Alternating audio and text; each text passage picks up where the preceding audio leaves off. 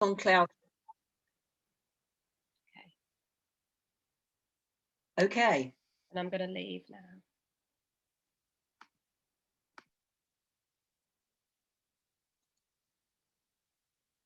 Just bring up the PowerPoints, share, slideshow. Okay, well, thank you very much for allowing me to visit with you tonight and to share the story of Warney Mill. The picture you can see, taken actually about 10 years ago, shows Warney Mill behind me, and it looks like quite a modern building, but actually, as the millstone in front hints at, it was once a water corn mill, and the story of the mill goes back over 300 years. And what I'd like to do tonight is to tell you a little of that story, starting with the early history, and then focusing on the time when the mill was rebuilt, which was in 1860, and the foundations of the building you can see today were laid, and indeed many of the walls. And then just to finish tonight's talk, I will talk about how the mill has developed since 1860 and changed into the building that you see today behind me. Now, how come I have this interest in the mill? Well, I'd known for many years that my great-great-grandfather, John Else, had been a miller in just north of Matlock, and I'd inherited a large bin bag full of documents that had come from the mill. But it was only when I retired that I delved into the bag of documents and discovered how much information there was in them.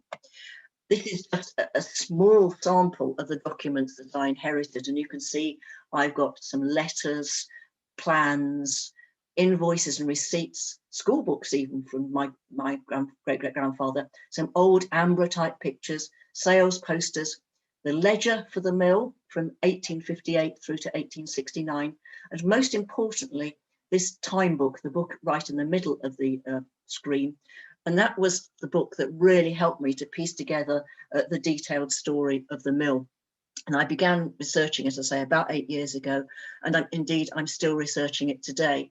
And if anybody through the talk has any information or any pictures or anything else about the mill, I'd love to hear from you. And I do have one or two questions as I go through the story of the mill. So first of all, for anybody who's not familiar with Darley-dale, here's a map to show exactly where it fits within Derbyshire. It's just on the edge of the Peak District, just north of Matlock, and you can see on the larger map there, the blue line is the M1, basically dividing Derbyshire from Nottinghamshire. The map on the right shows where Warney Mill is situated within Darley-dale, and it's a modern map showing the A6 road running up to the east of it, that the A6, which was at one point the Turnpike Road, and the old road, the White Road, running past Warney Mill to the west, and going back to where the church is, in fact, where Darley-dale is written. The black line is the railway line. Now, that opened in 1849 and played a significant part in the rebuilding of the mill in 1860. It's still there today as a heritage line. And Warney Station is just to the west of Warney Mill. And you can perhaps just make out, coming in from the right-hand side of that map, Warney Brook, running through some ponds and then down through and past Warney Mill and joining up with the River Derwent. Now, not shown on this map, but I'll just use my pointer to give a suggestion. Round here is Stancliffe Hall. Now, Stancliffe Hall was originally part of the Columbell estate in the Middle Ages, when they were part of the lords of the manor for Darley-dale. And I think it's quite possible that Warney Mill dates back to that period, but I don't have any real evidence, although I know there was a mill associated with Stancliffe Hall. The furthest evidence I have of the mill is these two documents dated 1722. Josiah Alsop, who was a lead merchant living in Matlock, wrote his will leaving the corn mill, kiln, watercourses, dams and weirs, that's his spelling, called Warney. He left it first to his wife Bathsheba and then to his daughter, their only child, Mary. And then the following year, Mary married John Neville, who lived in Nottingham, and she took with her, as part of the marriage settlement, the water corn mill and everything called Warney, spelt there with an H again. Now, John Neville, as I say, lived in Nottingham, and the mill stayed with the Nevilles in Nottingham for the next 2 generations. So throughout the 18th century, the mill was owned by landlords and would have been operated separately by tenant millers, who probably didn't even live at the mill, but would have lived nearby. And indeed, there's a possibility that one lived in Hackney Lane during this period. But again, I can't be absolutely certain. As I said, the mill passed to John Neville, then down to their two, Mary and John's two children, first John and then Gilbert. And then from Gilbert, it went down to Gilbert's daughter, Elizabeth. And this map, which is probably dated 1799 in association with other documents, shows the land owned by both Elizabeth and her sister Mary. And this is just a segment of the map showing where the part that is referenced to Warney, now called Wardney, Great Wardney, Wardney Head and Outer Wardney, all written on the left-hand side as the names of the three fields that you can see. The third field, number 3 field there, has 2 black marks on it. The square is Warney Mill, and the rectangle to the left, to the west of it, is the Drying Kiln, and I'll explain what one of those is in a moment.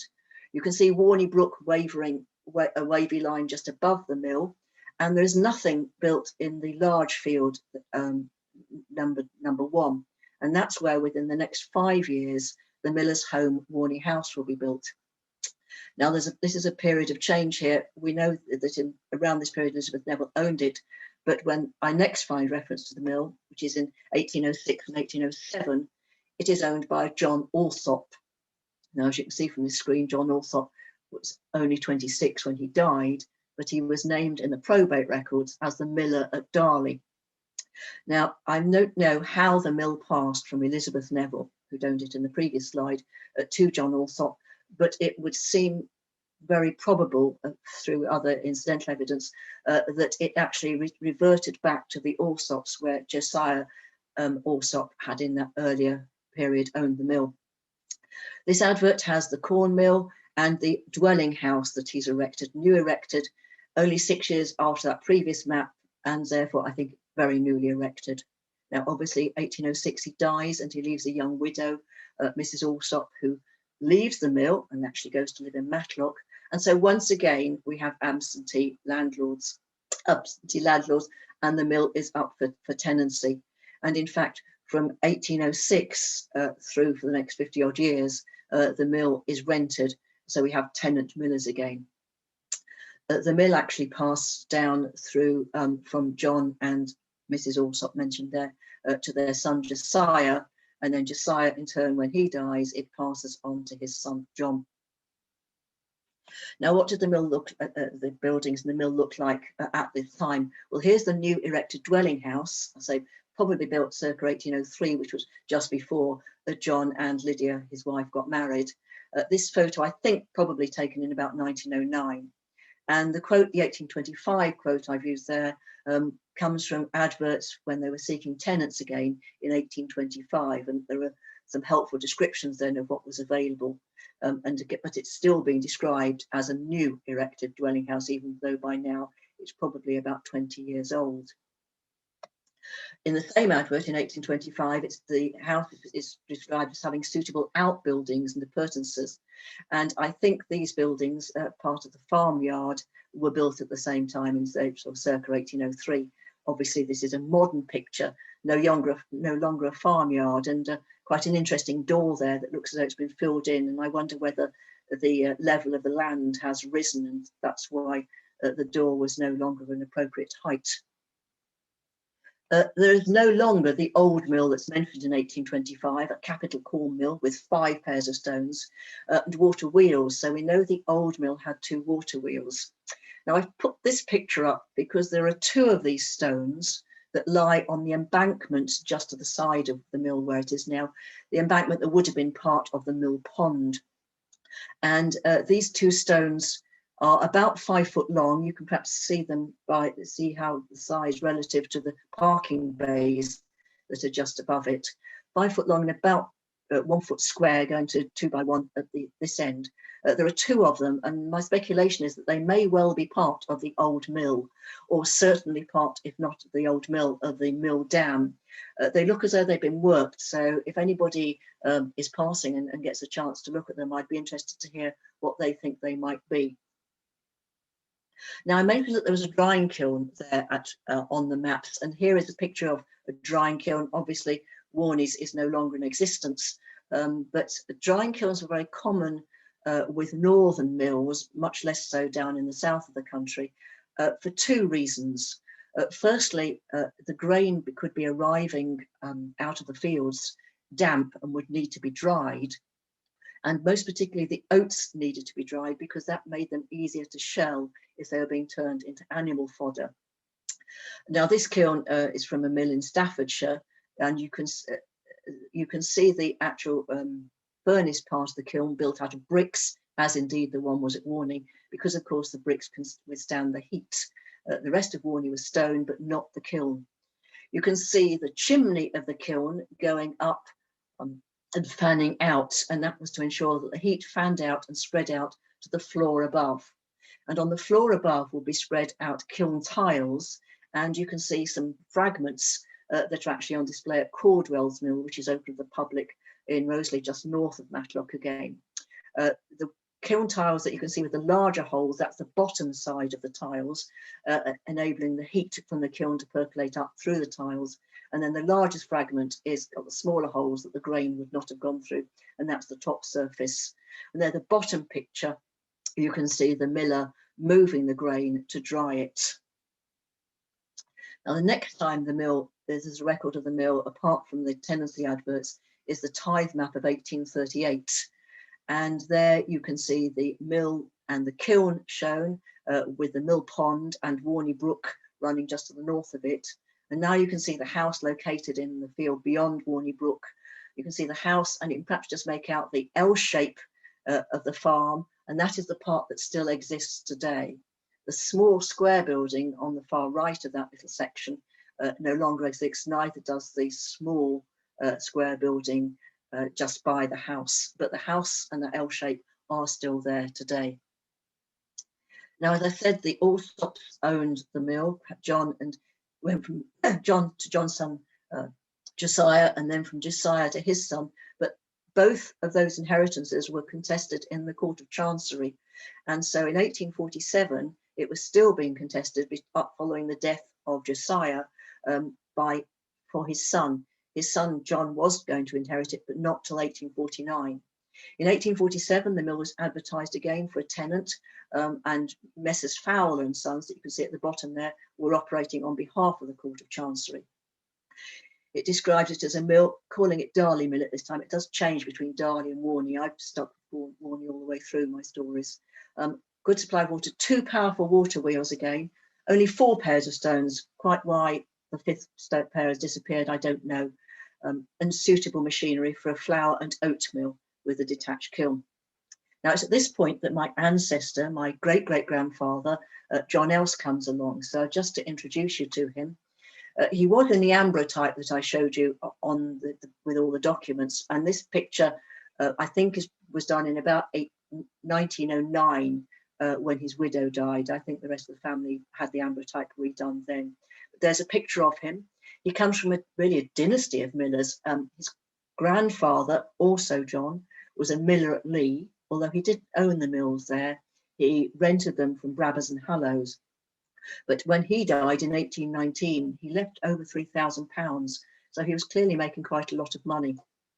He had several children, but I've only shown William on the little simplified family tree here. Other Elses went on and did all sorts of other things, and are still in the area I know today. William inherited, as well as part of the money from his father, he inherited the tenancy and the goodwill of the mill, and he continued to operate it. But then eventually he passed it on to his sons. They only had 3 children, William and his wife.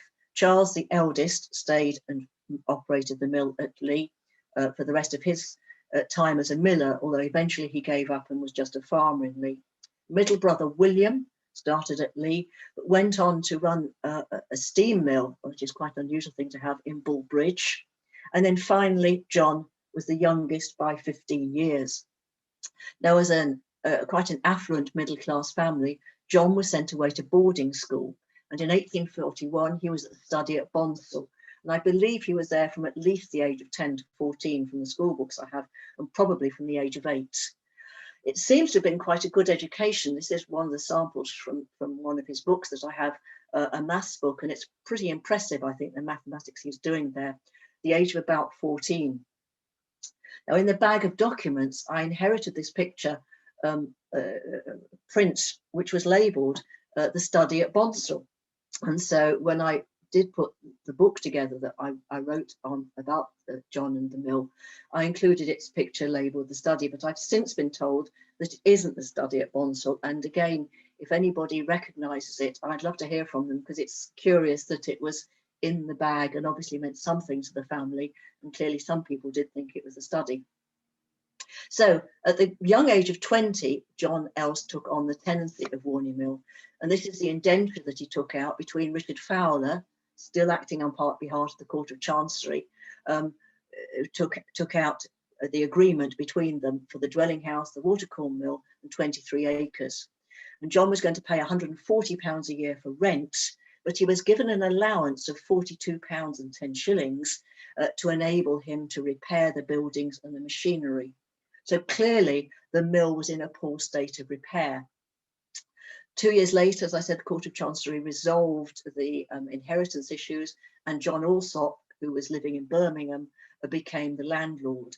And really for the next 10 years, John Else, from the number of documents I have, is clearly pestering his landlord to rebuild the mill. And finally, I have just one draft of a letter that John Else wrote to his landlord in October 1858. And I realise it might not show up very well on the screen, so I will read it to you.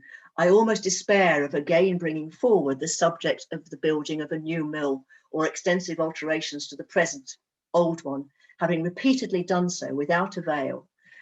But I must say that I feel quite strongly convinced of the present being a good opportunity in many respects. Quite a strong letter. I have no idea whether he actually sent it or not, but that was his draft that he wanted to write to John Alsop.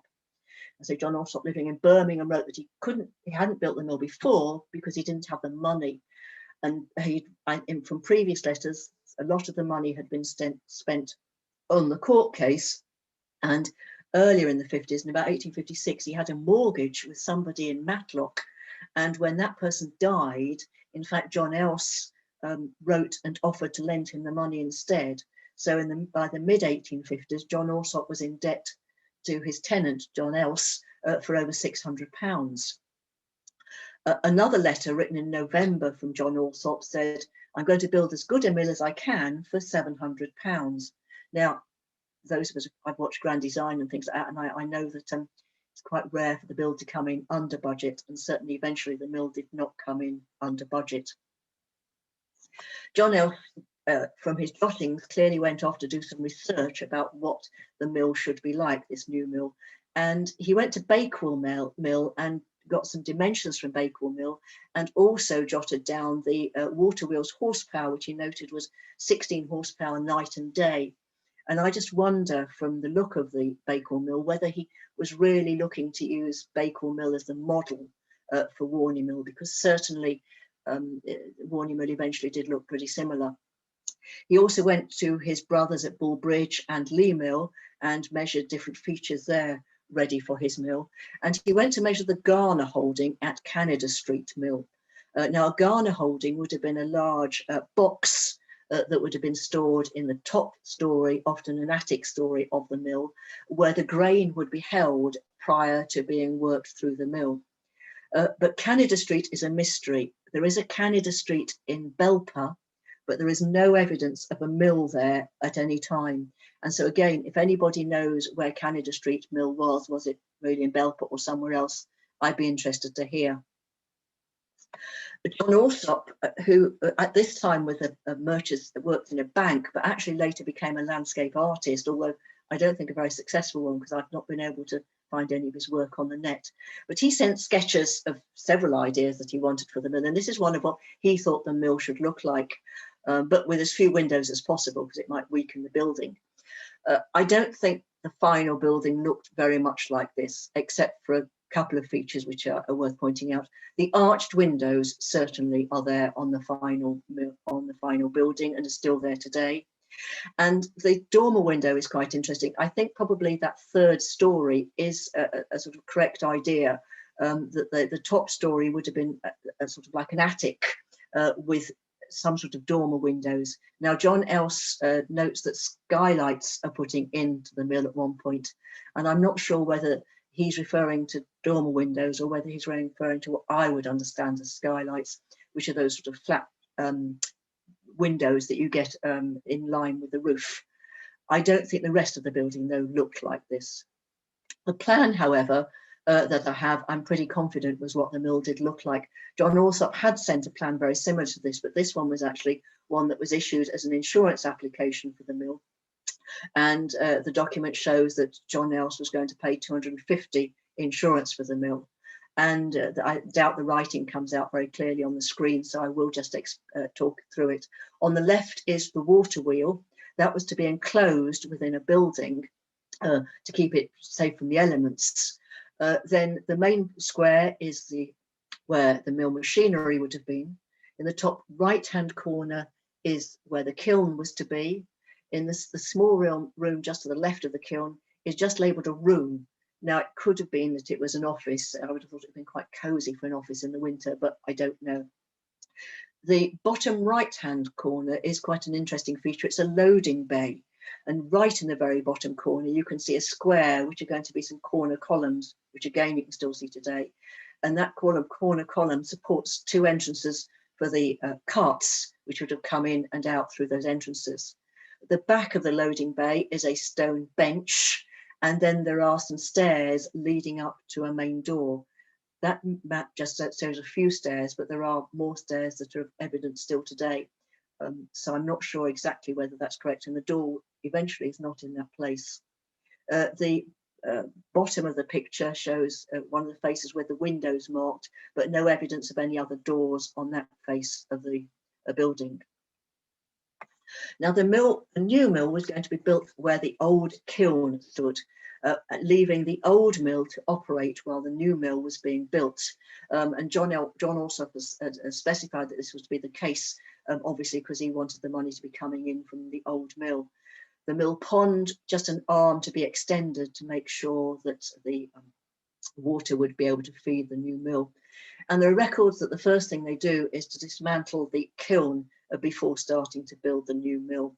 And I think it's quite possible that they actually cannibalized some of the materials from the kiln to be reused, certainly because there's not a record of sufficient of those kiln tiles of being bought for the new mill.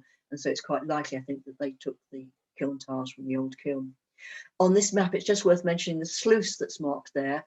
That you can still find today. The stream that runs into the sluice from the right-hand side is today a footpath, and if you walk along it, you can still see the old metal sluice there.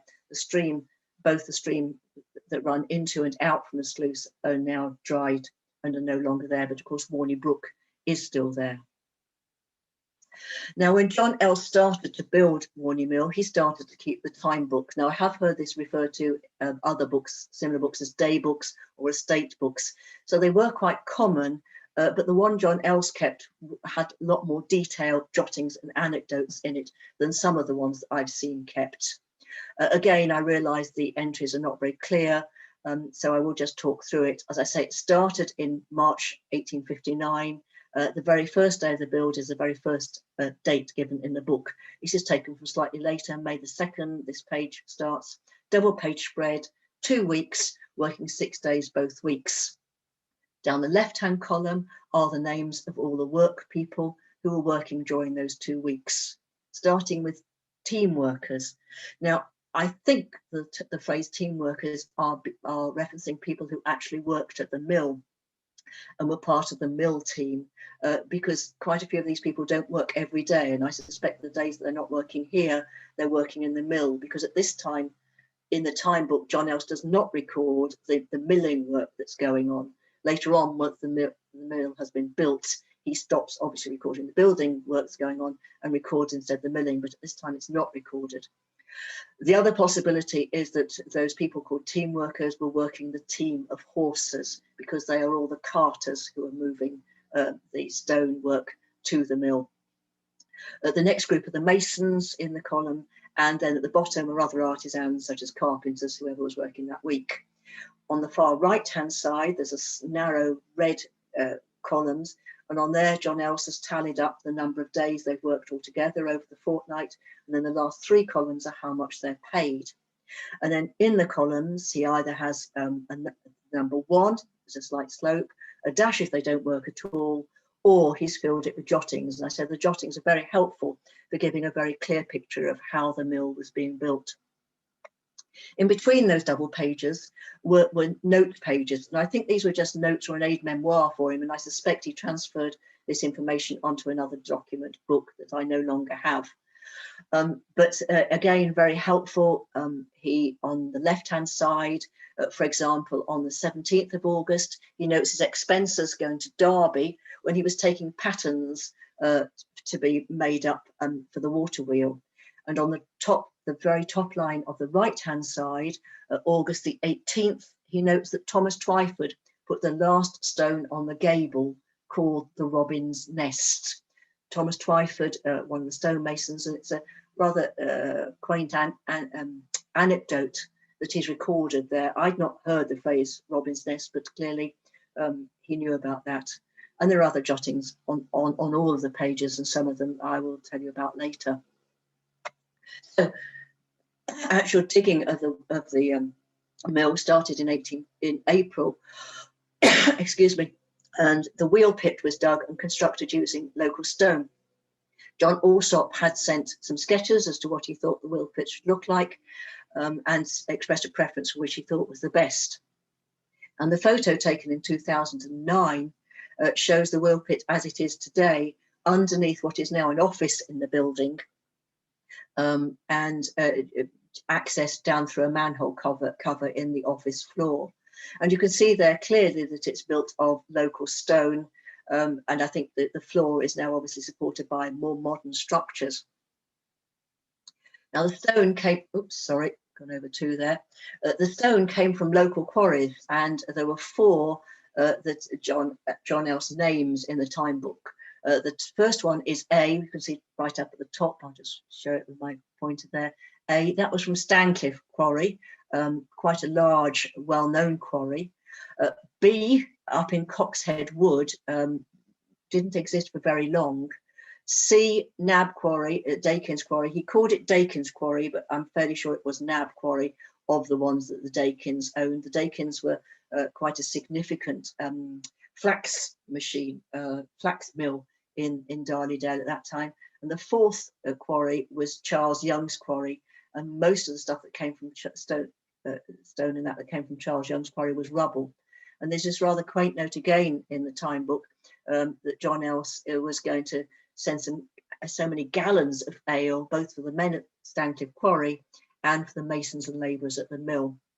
Quite a reasonable price for the ale there, and quite a nice gesture, perhaps suggesting the relationship John Else had between himself and the workmen. The stone would have been carted to the mill by the carters. And there's a quote, prices on the left of how much the difference, giving an idea of some of the different things that were brought from Charles Young's quarry. Stone for the wheel race and the dam, but I say a lot of rubble came from Charles Young's quarry, and also some sand. Stancliffe Quarry on the right, sorry, that picture is a later picture, obviously, but gives an idea of the size of some of the stone that was being bought. The bottom shows an entry from the time book from May of the team workers and the work they did in that particular week. James Crowther, the top name, you can see he worked all 6 days. And again, I realise it might not be very clear on some screens. 5 loads a day from C. Young, from Charles Young's quarry. Second is Joshua Brough. He only worked 3 days. And on the first day, he was assisted in the loading by Francis Lowe, who was actually an apprentice miller, so clearly called out to do a bit of extra work. But they were loading larch, which I presume was wood for props and timbers in the building. But on the Saturday, the last day of that week that Joshua Brough was working, he was actually leading slaven. Now, slaven I never was able to find in any dictionaries, but from the context in which it's used elsewhere, it was clearly large slabs of stone, sort of 8 feet by 3 foot dimensions I got for some of the dimensions of the stone. And he was Joshua Brough was using two horses and a drug. Now the drug took some finding on the internet, but it's a large four-wheeled, two wheelbase cart where you can extend the wheels in and out to get the different lengths on the cart, and would normally use for transporting timber. And indeed, the drug that they used, they were borrowing from Charles Potter, who was Charles Potter, I beg your pardon, Charles Potter, who was the carpenter, who was also, I think, quite a good friend of John Else. And he was using 2 horses because obviously the slavin would have been quite a weight, and I think you actually needed 2 horses to move the drug. The work of the stonemasons also recorded in the time book. Again, the names on the left-hand side. Second column shows what they were doing on the Monday. Richard Wargoose, the top name, was building, as was Thomas Twyford, and then Samuel Barker was hewing, another, to me, quite an unusual word. But perhaps more interesting on this page is the writing. The second name, Richard Wargoose Jr., he was paid by the yard to scalpel stone. Now, I had to look that up in a dictionary, and John Else only spelt it with 1 P, but I found it in a Victorian dictionary, to reduce to a straight surface without working smooth. And he was Richard Wargoose Jr. was paid 6pence a yard, so he wasn't paid by the day, he was paid by the yard. But also of interest is Henry Wilmot down at the bottom.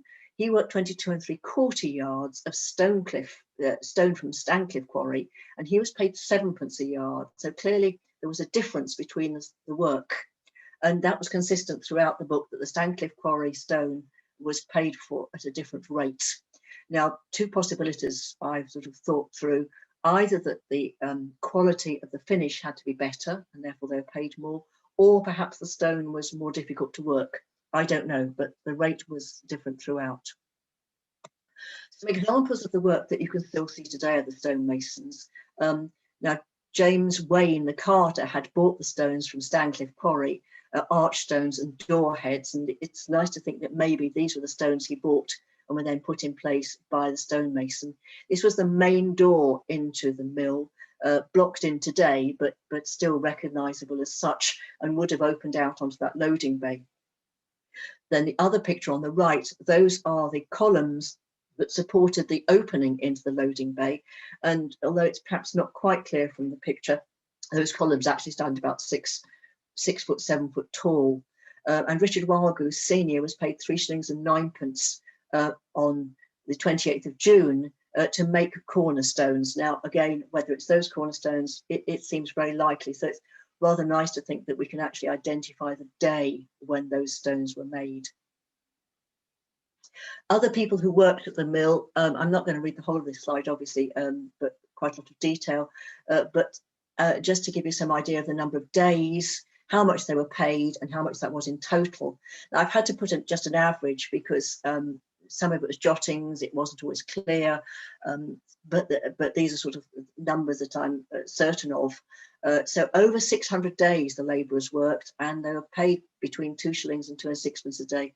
There's quite a lot of variety between the pay of different people in all the different sort of skills that were being used at the mill, and it's difficult to work out why that should have been. Whether it was to do with skill or whether it was to do with age, I don't know. But labourers 2 and 6, the carters between 5 and 6 shillings. I think the carters, the difference in price in the pay was to do with the load. It certainly seemed that when it was a big load, they were paid 6 shillings. Interestingly, they were paid the most of any workers, the carters, which somewhat surprised me when I was looking at some of the more skilled people that were working. But I think it could have been reflecting the fact that they also had to care for the horses as well, and therefore would have probably worked a much longer day, starting by caring for the horses and indeed looking at them again at the end of the day. Stonemasons worked over 600 days and were paid over £100 in total. I'll just mention the last name there that I've listed, Tramp Mason. Now, that isn't his name, obviously it's just the record. This itinerant mason presumably turned up, he worked a day and a half, and was paid 5 shillings and then moved on. No record as to why he might have done that. Carpenters, they were paid separately. And I say Charles Potter was the sort of lead carpenter, who I think was a good friend of John Elsers as well. John Alsop paid them directly, but interestingly, they were paid overtime, which is something I haven't really seen a lot of mention of in that period. But they were, the record shows that they sometimes worked a day and a quarter or a day and a half. Then it was nice to see that all the workmen came together and had a rearing on the 25th of August. Now, there were only about 14 or 15 men working on that day at the mill. So he obviously gathered together others so they could all celebrate. And I'm not sure whether it was 30 in total, of which only 7 got ale, or whether 30 got dinners and 7 got ale. It's not clear from the record, which it is. But to say, nice to think they all had a celebration.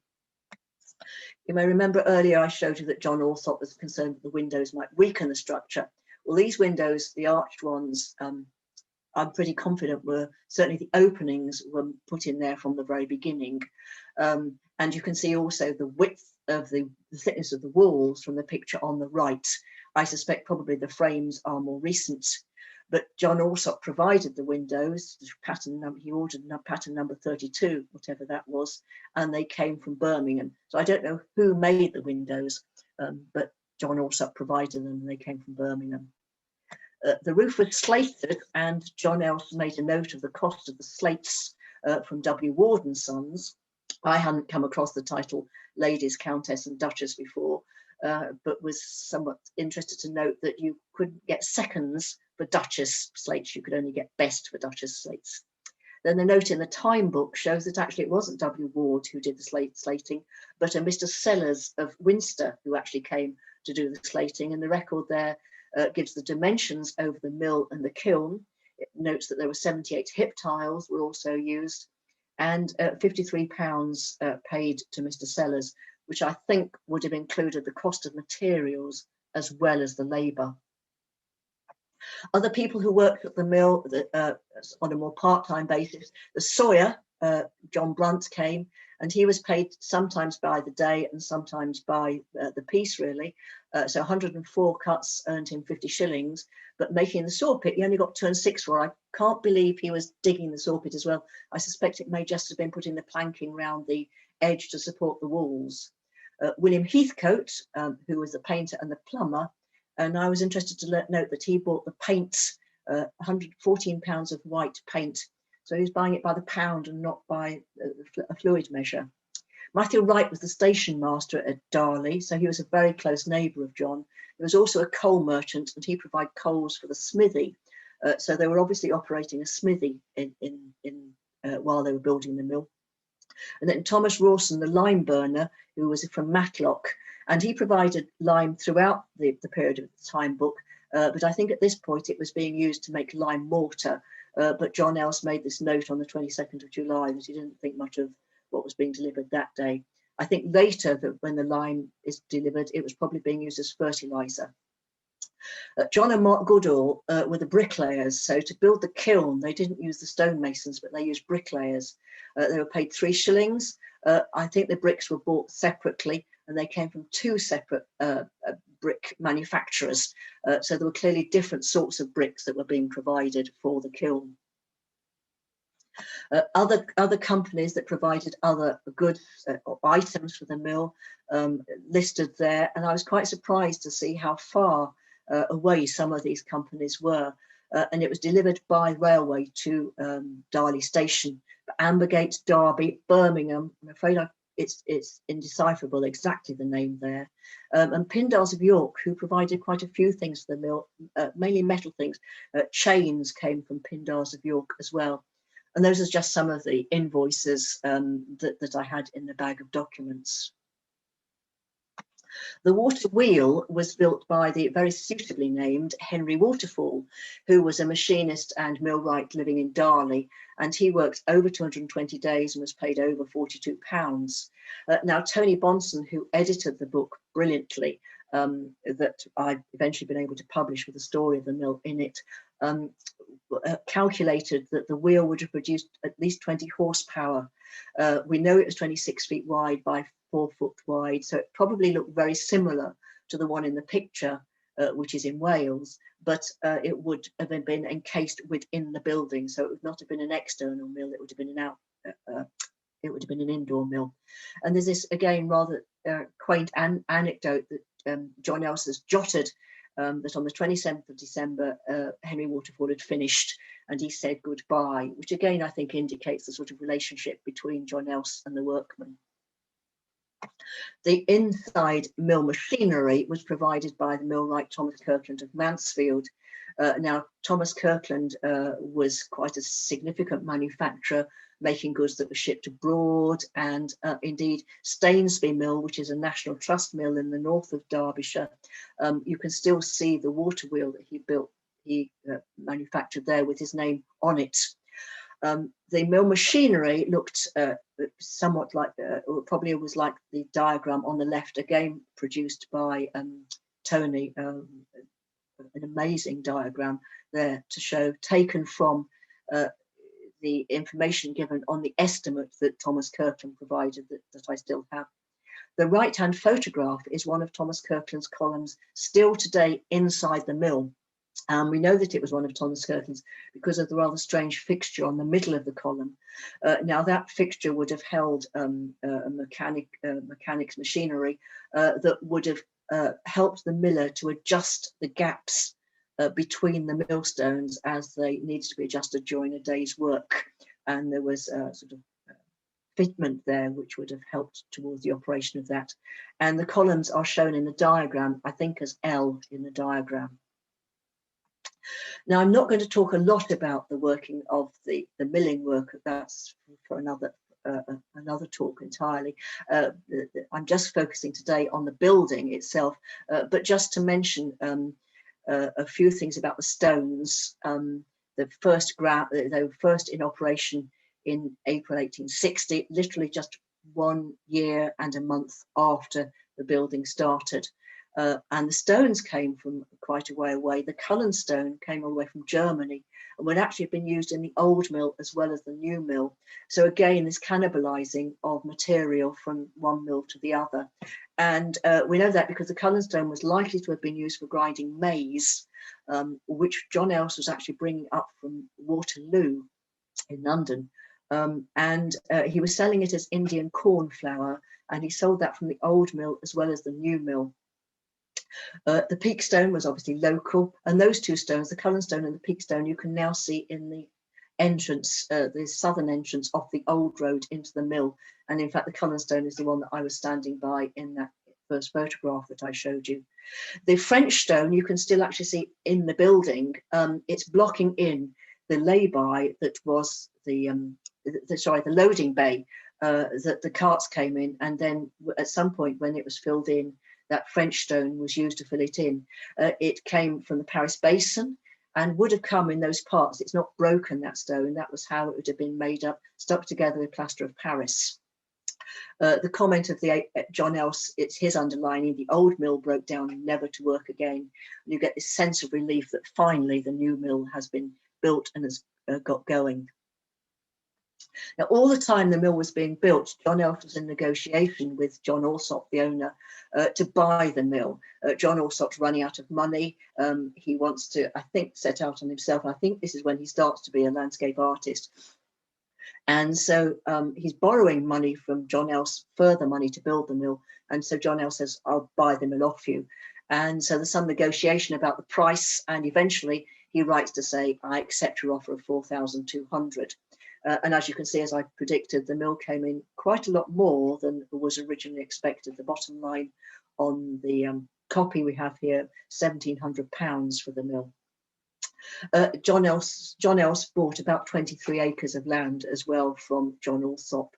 The letter comes through in July 1860 from John Alsop, but in fact, I don't think the sale goes through till January 1861. And so then John Else becomes the owner of the mill. Now, what does the mill look like? Here is an artist's impression, but it's not quite as the mill looked. And that is not the fault of the artist at all, but mine in not giving the right instructions at the time. Both the roofs of the large main part of the building and the one on this side over the kiln are too high by about at least half a story. I think the third story of the mill would have only been, as I mentioned, a possible attic with just sort of a half story and then let into the attic, possibly with either those dormer windows or skylights. And similarly, the roof over the kiln and loading bay would have been that much lower than shown in this drawing. Also, I think the loading bay would perhaps have been slightly more spacious in terms of the rooms for the carts. But there is the old door, the main door of the entranceway, so there would have been steps leading up to it. I think also the door that you can see on the far left here, that was not there then. I think that was probably put in much later. But it does just give you an impression of what the mill would have looked like, a basic idea. Now, I said I'm not going to talk much about the business, but John Elf ran it as a very successful business. Using the ledger, I've been able to check that for 3 months, from September to December of 1868, his sales were well over £3,000 and he had over 85 customers.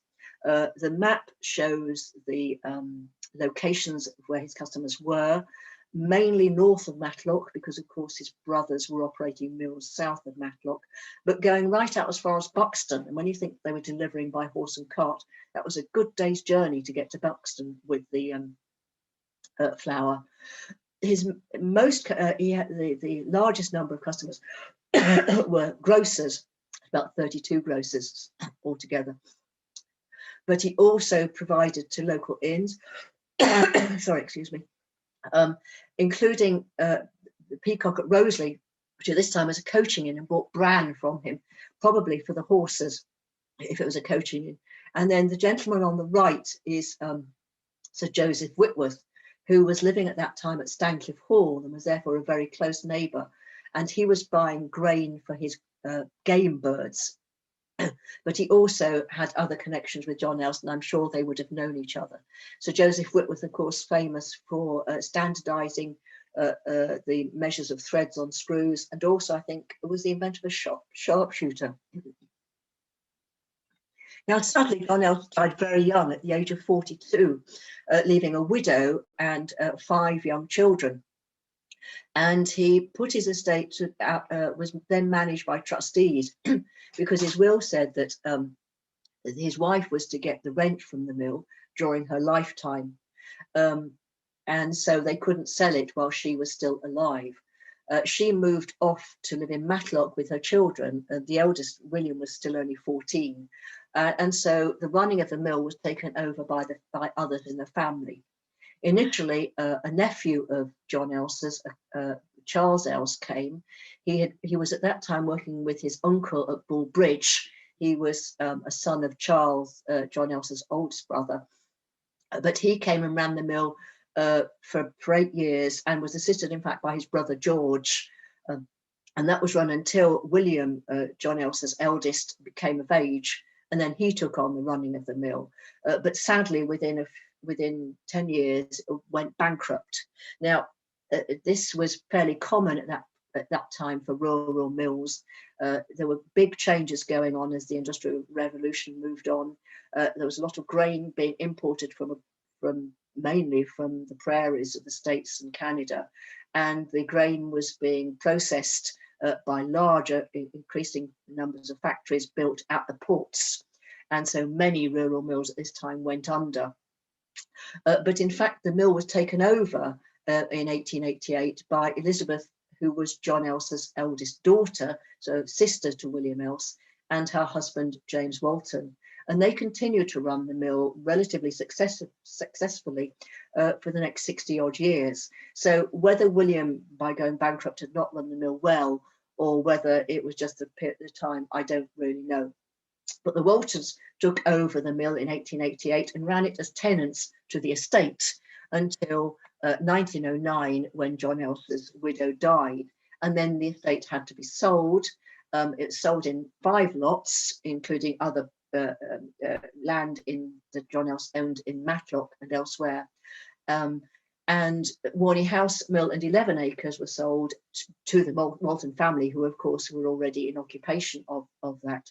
And in fact, they bought other land as well, taking it back up to the 23 acres. And there you can see the complete Walton family. James Walton, his wife Elizabeth, née Else, eldest daughter of John Else, and their two children, Lily and James Walton Jr. Now, they, as I say, ran it from 1888 through to 1950. James Walton and his wife, James Walton, through to 1945 when he died. This picture is taken fairly late in their lives, when James and Elizabeth were celebrating their golden wedding, in fact, in Scarborough. James Walton Jr. had worked at the mill virtually all his life under his father, apart from the time when he went to war, and this in the First World War, and this picture is taken from that period. But he didn't outlive his father by long, dying in 1950. Now, I don't think the mill changed very much in that time, apart from possibility of the introduction of roller mills. These roller mills that you can see here are not at the mill, obviously, but are at Cordwell's Mill, again, just up the road in Roseley, and are still operated today as a tourist attraction. And they were fitted in Cordwell's Mill in 1906, and I think were quite possibly the type of machinery that might have been fitted in Warney Mill. And I think there's a possibility that at that time the third story might have been raised to make it a full third story, but I'm not convinced of that. But when it was advertised in 1909, the mill was advertised as having modern machinery. So my guess is that it had the roller mills, but the waterwheel was still operating in 1950. And so clearly, even if it was roller mills, it was still operating as a water-powered mill. Now, in 1950, when James Walton Jr. died, that just left his sister, Lily, pictured here as a young woman, but by then she was quite an elderly spinster. She was living at the mill, but she decided to sell everything. And a brochure was published for the mill and the mill house and the land. And it described quite helpfully what it was like in 1950, but sadly did not have a picture of the mill. This picture from about 1953 is the best I can find for that period, and the mill still described in the brochure as having a kiln house. It still had a loading bay, machinery, and a water wheel and mill dam, which I think was probably the pond as well. So whether the third story had been extended before 1950 or whether this was done in about the early 1950s, I don't know. But you can see in this picture that the far side of the mill where the kiln was still that much lower, but it's not clear whether the loading bay was filled in or not at that time. Warney House, this does come from the sales brochure, so we do have a contemporary picture of the time. Warney House hadn't changed much from what it had looked like from the earlier picture of 1909, or indeed I don't think has changed much since when it was first built in the early 1800s. But the farmyard behind is going to change where the car is. Immediately, this building to the right of the car, where you can see a door and a window in it, that's gone completely, as has the small building immediately above the car. But the building that you can see above the car, above the smaller building, I think that's part of the L-shaped building that remains today. And here we look at the farmyard, again described in the sales brochure as obviously still being operated as a farmyard with stables, calf boxes, and a cow house with an independent outside stone staircase. And there you can see the stone staircase as it is today, no longer really used, but with those lovely worn treads after so much use. And this photograph was taken just a couple of years ago, and it is now used as offices. Now, in 1950, when the mill went up for sale, Lot 1, Warney House, and the farm buildings were bought by Mr. S. Radford for $2,300. But pretty soon afterwards, by 1953, Warney House was owned by Herbert Hardy, and I'm not sure whether he bought it off S. Radford or whether S. Radford bought it for Herbert Hardy. Herbert Hardy moved in to live in the house as his own home and ran a caravan site there. And you can see the advert that he ran there in the Skegness Standard. Recuperate and enjoy a carefree caravan holiday in the beautiful hills of Derbyshire, with that telephone number, because clearly the mill was one of the first to get a telephone in Darley-dale.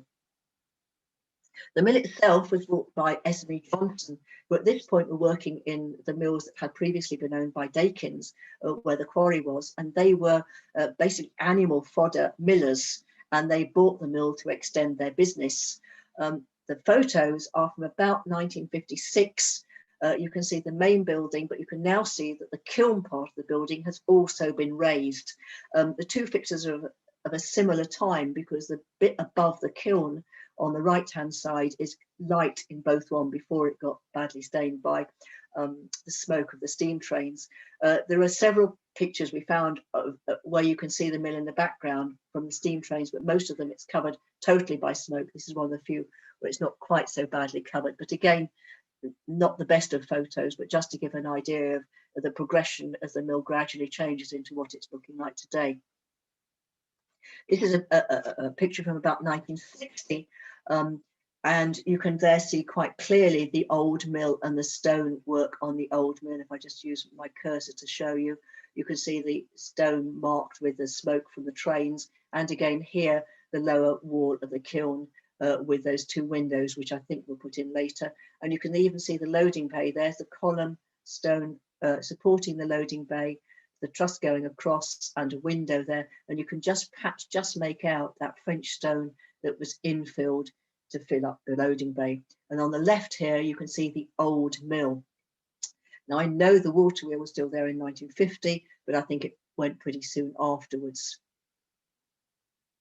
Now S&E Johnson had taken over the mill initially for animal fodder, but by when this photograph was taken, the mill was being converted to make biscuit flour.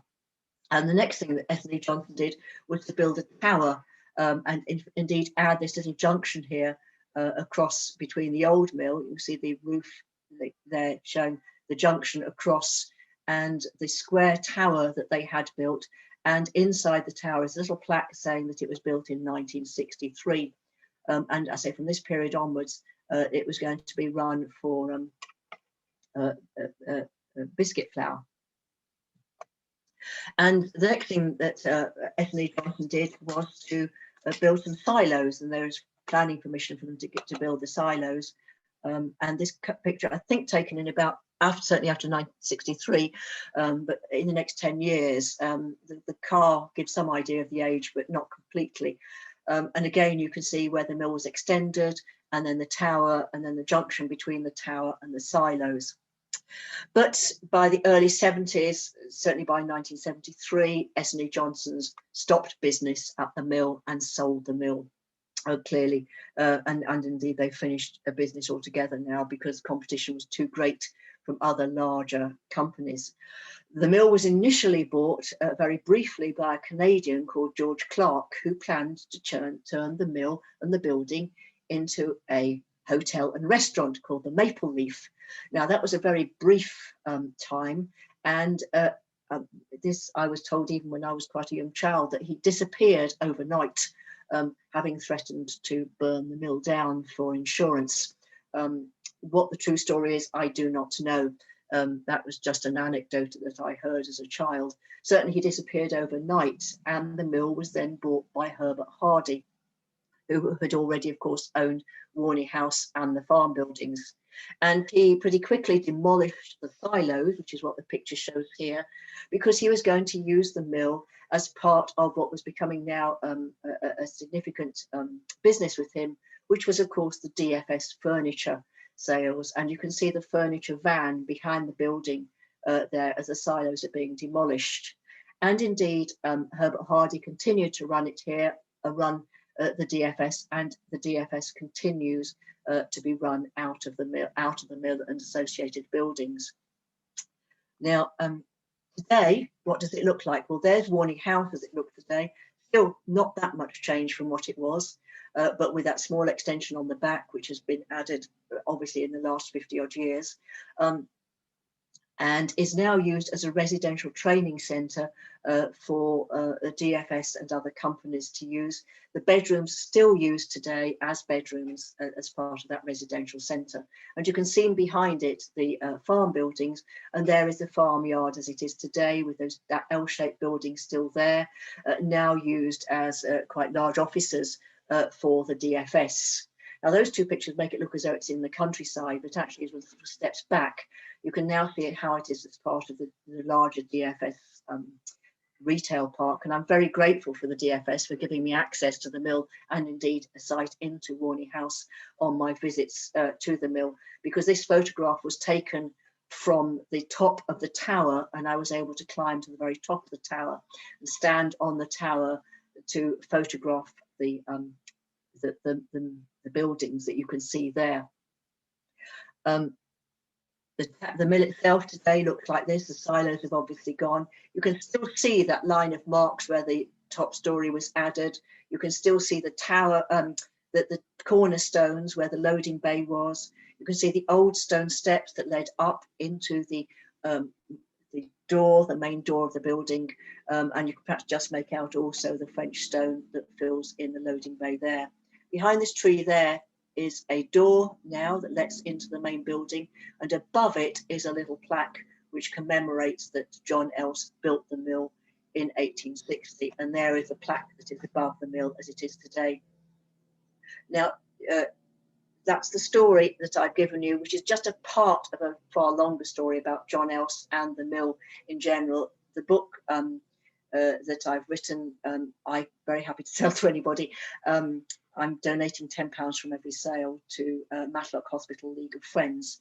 I put my email there for anybody who might be interested in the book, but also I'd love to hear from anybody if they know anything about the mill, if they've got any pictures of the mill or any anecdotes or memories. I would also love to hear from them. So thank you very much for listening to the story of the mill today. It's been great to share that knowledge with everybody. Many thanks. I'm going to stop sharing now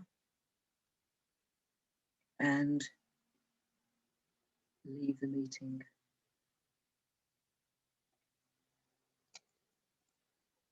Stop sharing and end the meeting.